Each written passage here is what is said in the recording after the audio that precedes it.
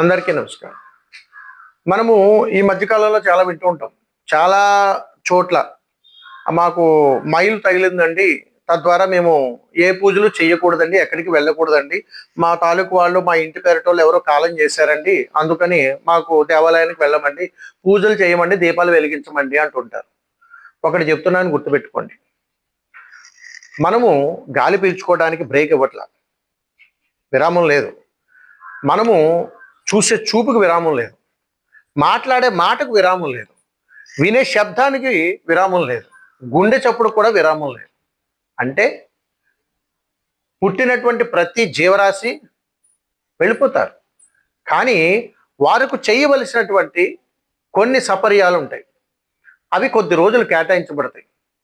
పురుటిమైలైతే 21 రోజులని, అదేవిధంగా వేరే ఇతరితరాలైతే 3 రోజులు, కొన్నిటికి 9 రోజులు, మనిషి కాలం చేస్తే 15 రోజులని, ఇలా రకరకాలుగా ఉంటాయి. ఈ ఉన్నటువంటి విధానంలో మనం బాధల్లో ఉంటూ దైవం మీద మనసు లగ్నం చేయలేము కాబట్టి ఆ భగవత్ సంకల్పం మీదే భారం వేసి ఈ 15 రోజులు ఆ సంవత్సరం వచ్చినటువంటి అన్ని రోజులు కూడా వాళ్ళతోటే మనం సమయం కేటాయించాల్సి వస్తుంది. దీనిని మనం పక్కన పెట్టకుండా, అర్థం చేసుకోకుండా సంవత్సరం అంతా కూడా ఇంటి తాళాలు వేసేసి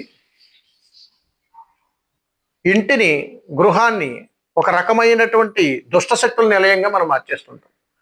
మన మనసును కూడా భగవన్నామస్మరణ చేస్తేనే ఈ దేహానికి ప్రక్షాళన. తినటం ఆపడం లేదు, చూడటం ఆపడం లేదు, గాలి తీసుకోవడం ఆపలేనటువంటి మనం భగవన్నామస్మరణ ఎలా ఆపగలుగుతున్నాం?